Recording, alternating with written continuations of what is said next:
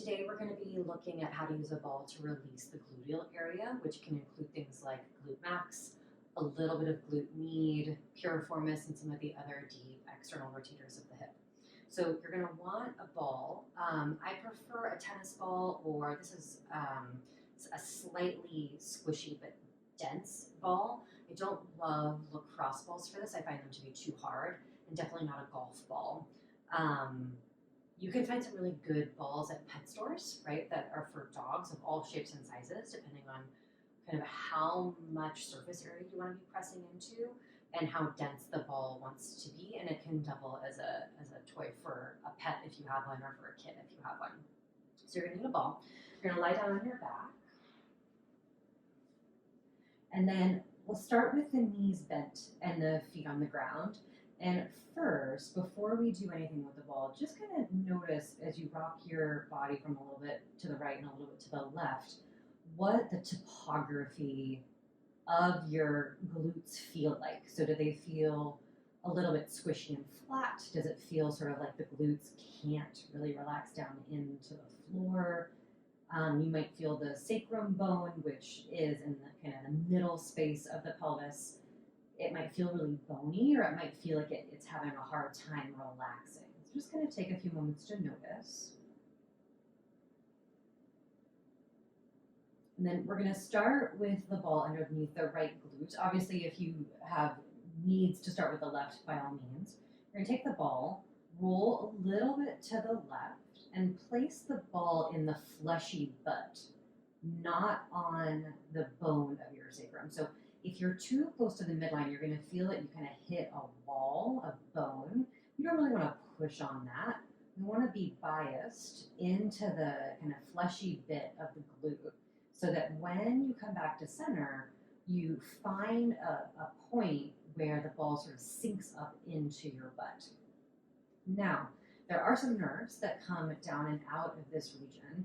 So if you've placed the ball in such a way that you're feeling any sensation in your foot or any kind of zapping sensation going on the leg, you want to switch the placement of the ball. Some people will be more sensitive than others to having that kind of sensitivity, and we just don't want to provoke it, because we're gonna be on the ball for a little bit of a period of time. So you're going to place the ball in a spot in your butt. It doesn't have to be specific, right? But just a spot that feels kind of tight and kind of sore or tender. And the first component is just to place your hands on your belly or your pelvis and take a few breaths, imagining your glute melting around the ball or molding around the ball. I'm just going to see if that sensation in that right butt cheek intensifies, or if it starts to quiet, or if it doesn't really change very much.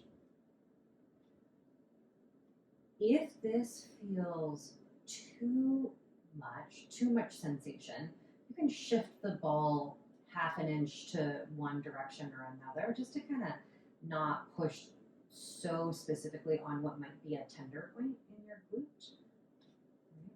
And furthermore, if this is enough sensation, you're going to stay with both knees pointing straight up to the ceiling.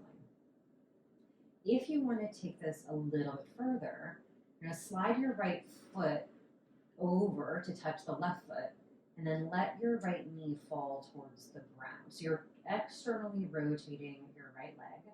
The ball's going to kind of push up and into the flesh of your buttock a little bit deeper.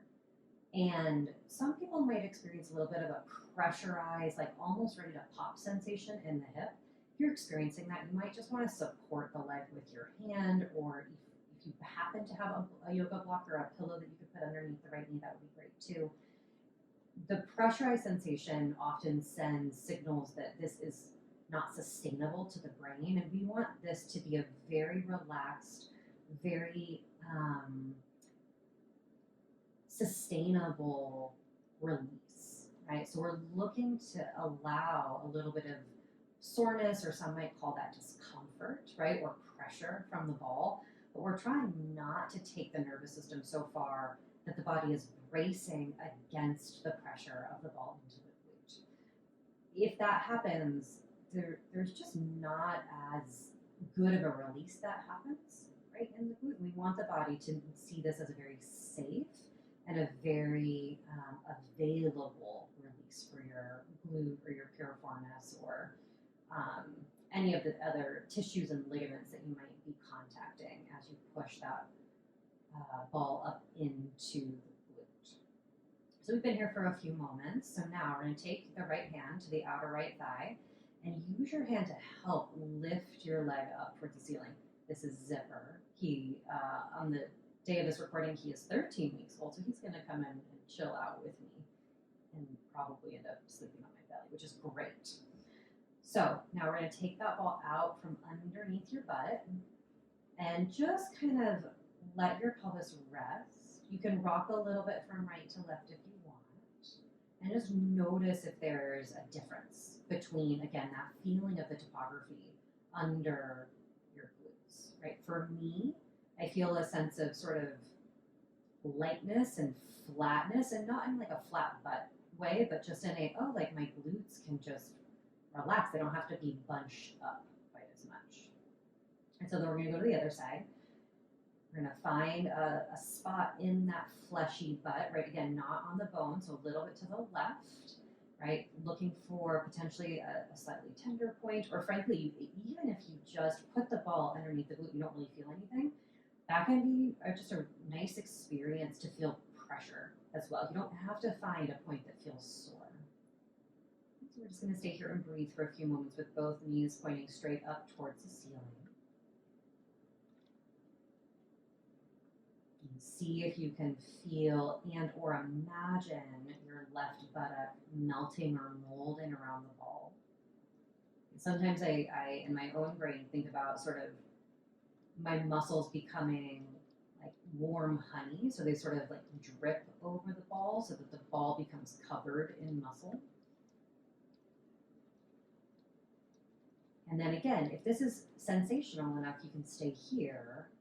If you would like to have more pressure, you're going to bring your left foot to your right foot and then let your left knee drop out to the side and just kind of check in to see if this is an okay position to stay in, right? You might find that having a little bit of support underneath your left knee would be really nice, especially if you have any of that feeling of pressure in the front of your hip socket, like it needs to pop.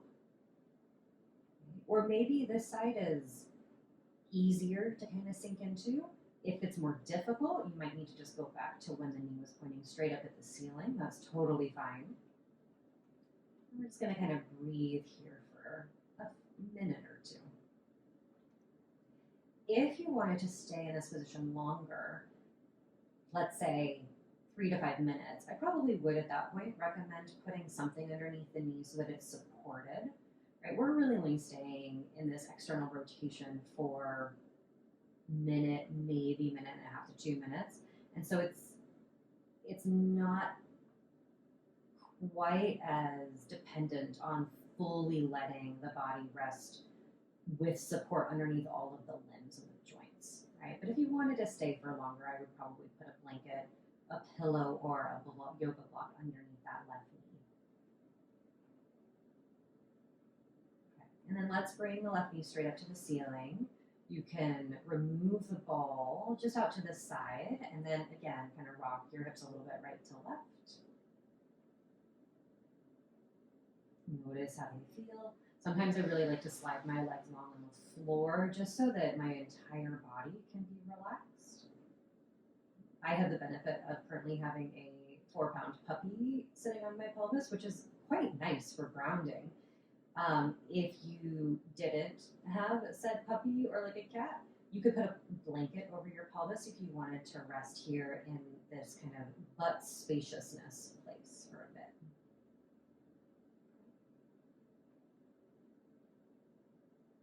And that's how you can release your glutes with the ball.